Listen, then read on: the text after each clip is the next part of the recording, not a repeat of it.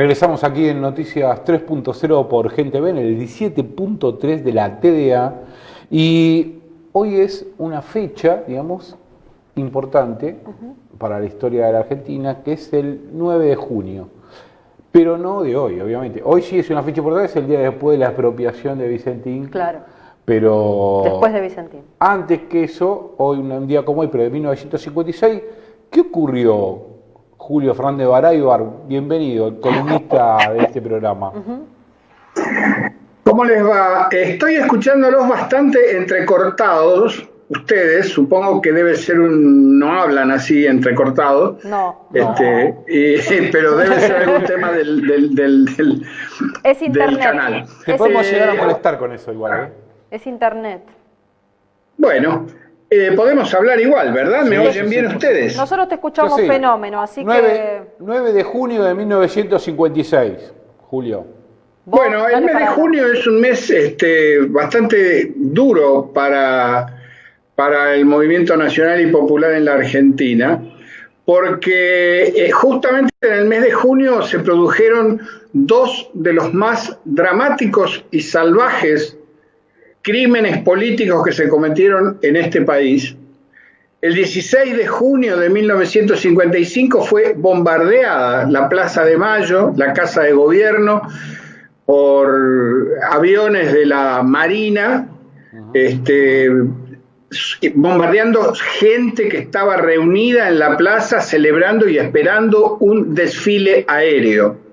Es decir, a traición, de improviso y sin avisar, se dio el caso único en la historia de las Fuerzas Armadas Mundiales, de una fuerza militar bombardeando a su propio pueblo desarmado.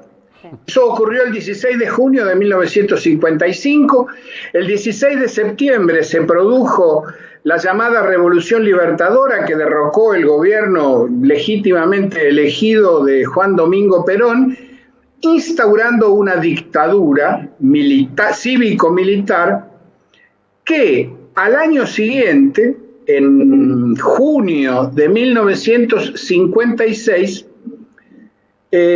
dejó transcurrir una conspiración militar tendiente a reintroducir el sistema constitucional y restaurar las libres elecciones y las libertades públicas violentadas por los libertadores del 55, dejó desarrollarse esta conspiración porque sabía que se estaba produciendo, para poder aplicar sobre ella el más salvaje rigor militar, pasando por las armas a los integrantes civiles y militares que habían participado en ella. El intento de restaurar la democracia política y la vigencia de la Constitución fue encabezado por el general Valle. El general Valle era un general peronista con el que Perón tenía una importante confianza y que fue el que negoció el 16 de septiembre de 1955 la renuncia de Perón frente a las autoridades militares que se habían rebelado y lo habían depuesto. Perón confió en él para hacer una negociación y que hubiera una salida pacífica de la situación. Este general, un año después, estando en prisión, se convierte en jefe de una conspiración en la que participa otro general, el general Raúl Tanco, y un grupo de oficiales, suboficiales y civiles que intentan sacar del poder a la Revolución Libertadora, es decir, a Pedro Eugenio Aramburu y al almirante Rojas, instaurar nuevamente la Constitución del 49 y llamar a elecciones. Esto es descubierto, son apresados manu militari los participantes de la conspiración, algunos que ni siquiera estaban comprometidos con ella, y en la noche del 9 de junio se producen por primera vez y afortunadamente por única vez en el siglo XX, el fusilamiento de detenidos políticos, cuyo único delito ha sido intentar restablecer el orden democrático constitucional. Qué bárbaro.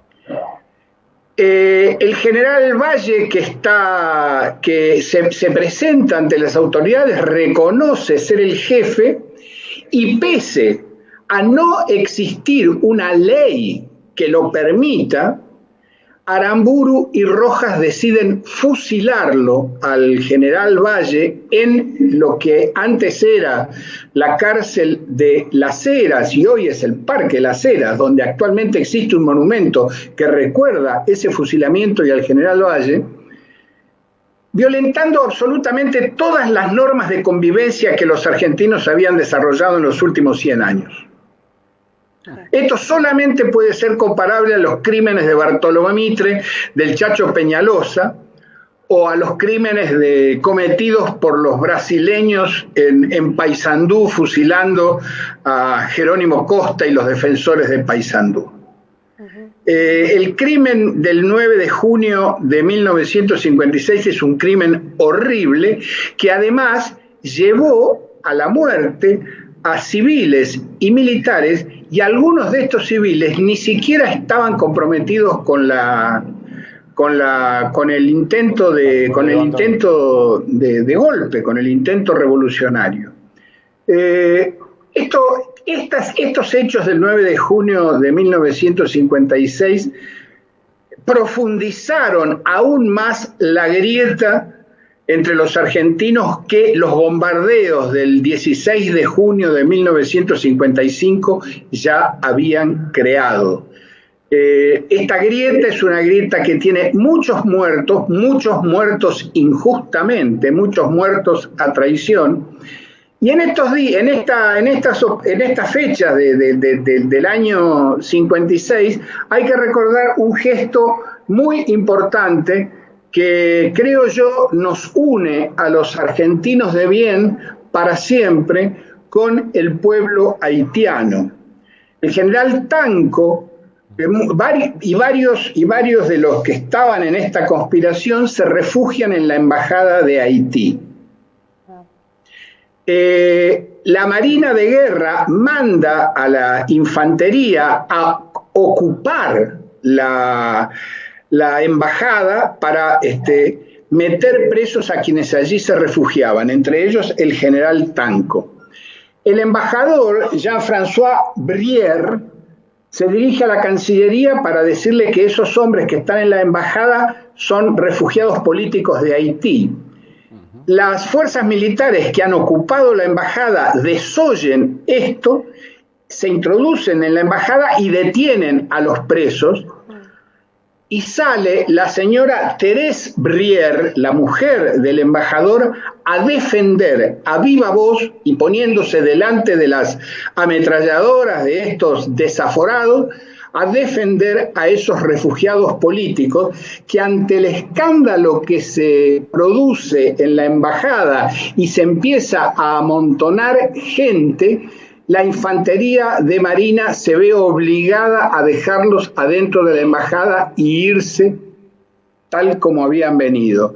Jean-François Brière y la embajadora, como así se la conoce, Thérèse Brière, son dos personas a los que el pueblo argentino les debe un gesto de enorme valentía y solidaridad. Mirá vos, y ahí se podría decir que esa fecha marca el inicio, digamos, de lo que se conoce como después como la resistencia peronista, o no. Efectivamente, la resistencia peronista tomó esta fecha como una fecha, por así decir, fundacional, pese a que la resistencia a la Revolución Libertadora había comenzado al día siguiente de la caída de Juan Domingo Perón. Pero como el 9 de julio es aprovechado también por la dictadura libertadora, para encarcelar a miles de dirigentes gremiales y políticos del peronismo, el 9 de junio, con estos dramáticos fusilamientos, se ha convertido un poco en la fecha de la resistencia peronista. Y resistencia peronista que recién, yo diría unos 15 años después, comienza a hacerse a la luz estos hechos. Tuvo una importancia muy grande en el conocimiento y denuncia de estos hechos el libro clave de Rodolfo Walsh, Operación Masacre, así denominó Walsh a los fusilamientos que se llevaron a cabo en José León Suárez, donde también existe hoy un monumento que recuerda esos fusilamientos, y posteriormente, ya en el 73 y después con el retorno de la democracia en 1983, esos muertos y esos hechos comenzaron a ser justamente reivindicados. Hay plazas que recuerdan al general Valle. En muchos casos se le cambió el nombre a calles que se llamaban Pedro Eugenio Aramburu por la de General Valle, para recordar al fusilado y tratar de olvidar y sacar de la memoria al fusilador. Muy bien. Así es, muy Como bien. corresponde. Bueno, Julio, la verdad, una clase de historia, ¿eh? Hasta yo me sorprendiste hasta a mí. Es la cuarentena, chicos. Claro, hay que absorber historia para poder contextualizar, ¿no? Yo igual algo estudié porque no me gusta venir sin estudiar. Está bien. Así que, bueno, Julio, la verdad, impecable. Y ya que estaba, también le pusiste el moño al Día del Periodista, que fue el domingo, ¿no? Efectivamente, fue el domingo, el Día del Periodista, en recuerdo de la fundación por Mariano Moreno de la Gaceta de Buenos Aires, que recuerdo que, más que recordar a un periodista, lo que recuerda el Día del Periodista es un diario revolucionario. Así es. Qué loco, ¿no? Pero bueno, ojalá. Claro. Ojalá volvamos a esas épocas revolucionarias, en el sentido de dar vuelta, digamos, las condiciones en las cuales vivimos hoy, agarrar un país mejor y más vivible, ¿no?